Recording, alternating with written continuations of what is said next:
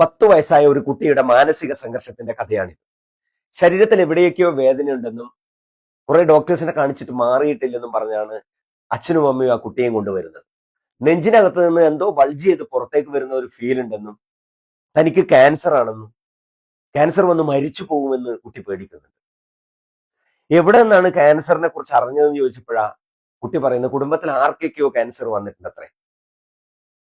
കുട്ടിയെ മാറ്റി നിർത്തി രക്ഷിതാക്കളോട് ചോദിച്ചപ്പോഴാണ് ഒരു സത്യം മനസ്സിലാവുന്നത്. കുട്ടിയുടെ അച്ഛന് ക്യാൻസറാണ്.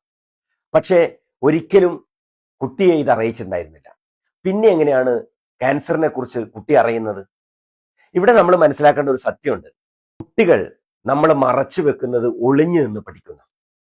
അച്ഛന്റെ ക്യാൻസർ രോഗത്തെക്കുറിച്ച് കുട്ടിയോട് പറഞ്ഞില്ലെങ്കിലും വീട്ടുകാർ തമ്മിൽ അതിന്റെ ഉത്കണ്ഠകളും മറ്റും കൈമാറിക്കൊണ്ടേയിരിക്കുന്നുണ്ട്. അവരുടെ മുഖത്തെ പേടി, ആ ഭാവവ്യത്യാസം കുട്ടി സെൻസ് ചെയ്യുന്നുണ്ട്. ഇവിടെയാണ് ക്യാൻസറിനെ കുട്ടിയെടുത്ത് നെഞ്ചത്ത് വെക്കുന്നത്. ഇതുമൂലം ഉണ്ടാകുന്ന ആങ്സൈറ്റിക്ക് ഇൽനെസ് ആങ്സൈറ്റി ഡിസോർഡർ, പ്രത്യേകിച്ച് ക്യാൻസറിനാണെങ്കിൽ കാഴ്സിനോഫോബിയ എന്നാണ് പറയുക.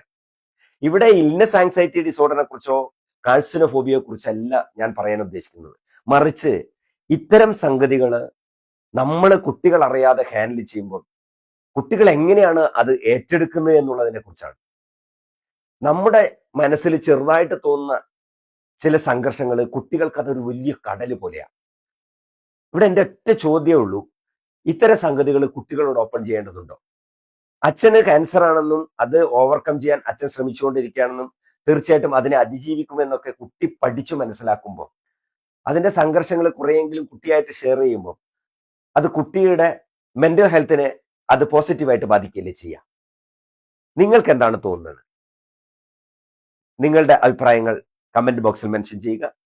ഈ വീഡിയോ ഇഷ്ടമായാൽ ലൈക്ക് ചെയ്യാനും ഷെയർ ചെയ്യാനും ഈ പേജ് ഫോളോ ചെയ്ത് നമ്മളോടൊപ്പം നിൽക്കാനും പ്രത്യേകം ഓർമ്മിക്കുക.